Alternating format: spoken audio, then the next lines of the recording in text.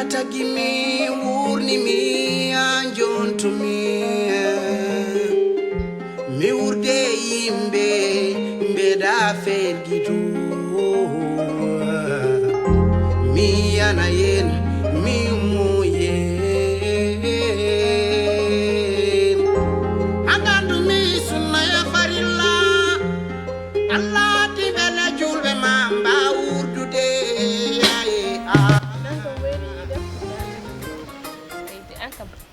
mariage nanden mien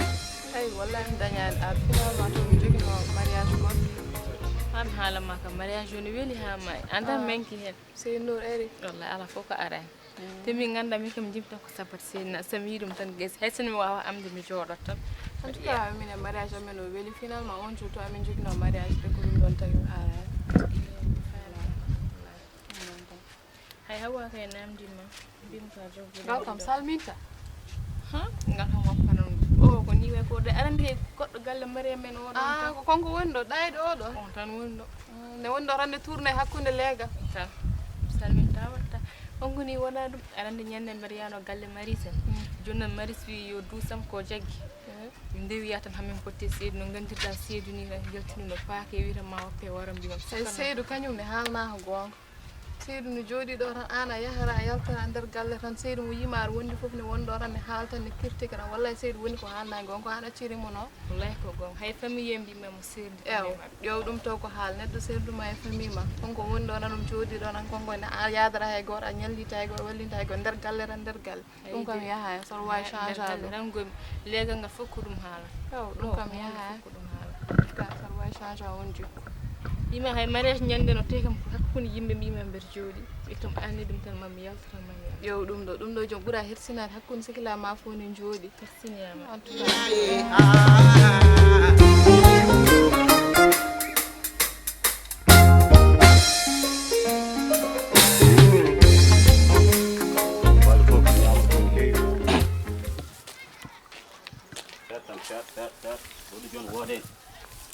John wade an fui an angala fui dara ndeja nyame koldeni ana da fam dol set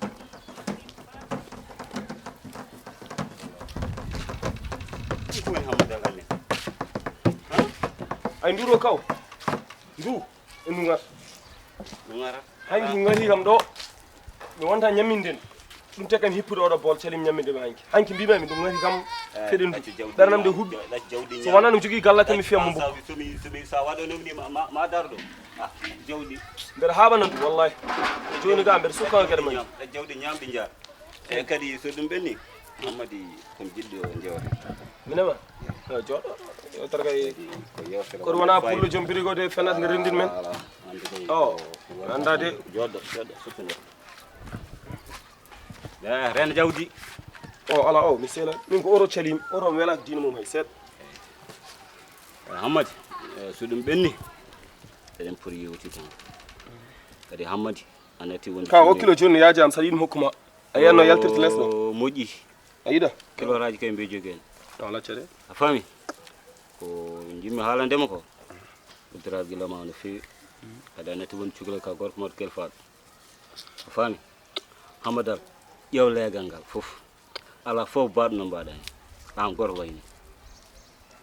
cumci dabbi kilo raaji gede tan ba bolli puudi de ngala nafor haydar dum ran ko bornata e gede tan gandanda horma ko mawdo watta dum ko batta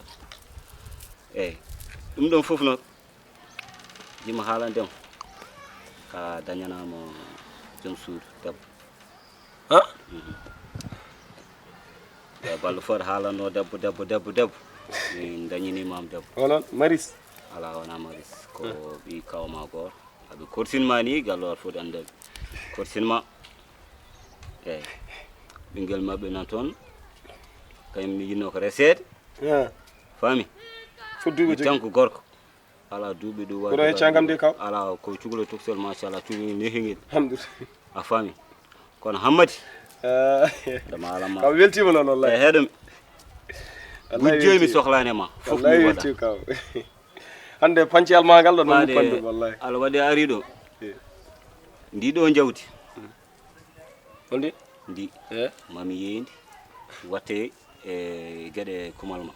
ndiro hirseso hoɓɓe ngari jeemi sohlade ma anani ittini noon gorko tiiɗat mi welti gorko tiiɗat barke Allah mi welti kaw gorko tiiɗat heɗomi noon heɗomi so ɗum ɓenni change no mbaɗa ni so Allah jaɓi kadi muña gona muñowo so Allah jaɓi kadi dewgal wona fijirde so Allah jaɓi ko ɓinguel janiguel so Allah jaɓi wona hankkadi ko belɗa fof mbaɗa gueɗe tan ɗayde ɗum fof par hen so Allah jaɓi debbo muñante fiiray dewgal ma gona neɗɗo muñowo kala piyo debbo a yiiɗa gar kadi darna koyɗe ma so Allah jaɓi ɗacca gueɗe cengere ɗe gonɗa e dow mum ɗe inchallah nafara mbawi no guiƴanamaɓe mbayni kumande ɗeɗo balɗe tan mbeɗa andi inchallah kaw makko min kaldino wi somin kumi dewgal ngal tan inchallah hurtot ɗeɗo hayyo anani a jarama kaw a jarama ɗum fof e waɗi noon heɗomi change no mbaɗa so Allah jaɓi ɗi keyande maɗi bonne tinnoɗa e hoore ma ɗi mi duppanɗe tinnoɗa e hoore ma mi duppanɗe mi yami halni a seela ɓam foof awa jarama kaw hande keyande hallengal fof mi halday inchallah e tini noon ayi asu ay fuɗɗe gaynude haalnede mi debbo mi debbo gora ndawo man ah